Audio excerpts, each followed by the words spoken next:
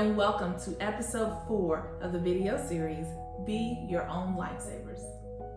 This month, we are focusing on the V in Lifesavers, visualization.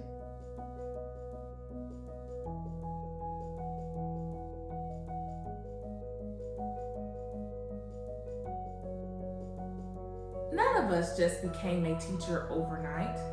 There was a process. For some, you were a kid in your bedroom teaching your stuffed animals as if they were your students. For others, you developed a love of teaching over time. Either way, teaching was something you visualized yourself doing. I was the kid in my first example. I had my chalkboard easel in my bedroom, handing out random graded sheets of paper to Miss Piggy and Little Bunny, until, of course, dry erase boards came out. My teacher would let me have the dry erase markers that weren't completely dried out but too dull to be used in the classroom. I'd take them home and write all over my bedroom window. I had always imagined myself being a teacher. It's so easy to do when we're kids. Imagine. Using the imagination is such a powerful tool. Why not use it even as adults?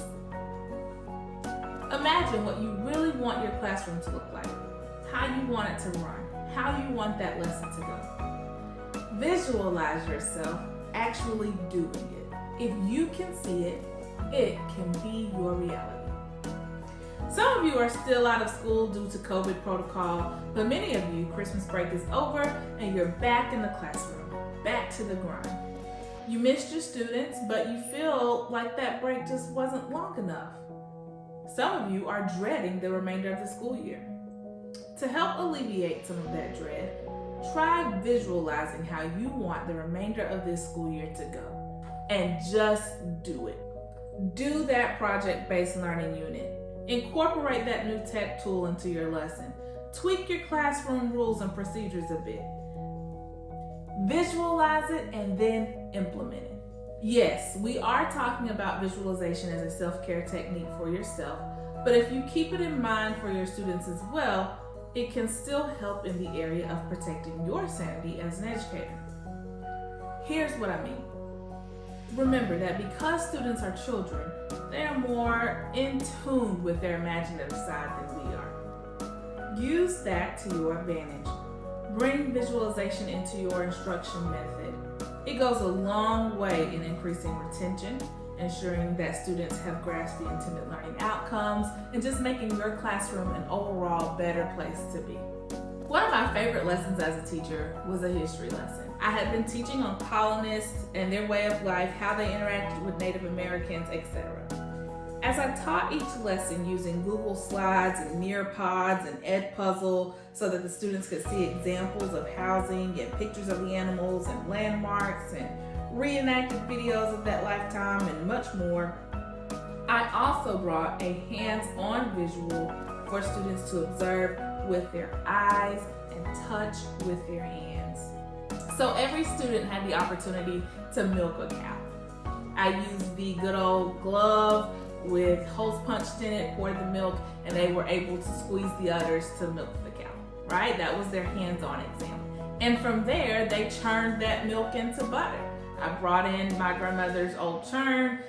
They were able to take turns using that, and we also churned using the glass jar and the marble with the milk in it. That turned out great. Another hands-on experience for them. These activities gave them a good idea of household chores colonial children had to do. Another activity we did, I went and bought whole corn from Walmart, and each student was able to help shuck the corn. After they shucked the corn, they cleaned it. After they cleaned the corn, they shaved it off of the cob. After they shaved it, they let it dry in the sun at recess. We left it out all night, actually. The next day, they ground that corn into cornmeal. Then we took the cornmeal and we made Johnny cakes and had a side of molasses with our Johnny cakes. All of that was hands-on activities to really help them connect the information with a visual. And we went on and on and on with this unit for at least a month. We even used the corn husk from the corn to create corn husk dolls. I wanted them to really get a good sense of what it was like during that time. A few other things you could do with this unit. My grandmother let me borrow her washboard. I had the kids wash clothes. We made our own soap to wash our clothes using goat's milk and lavender.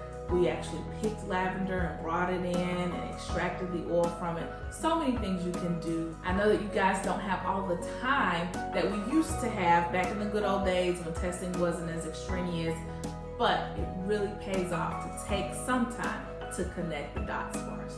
Now, that year was one of my favorite years of my entire career because it was my experimental year. I wanted to see if this teaching style worked for me.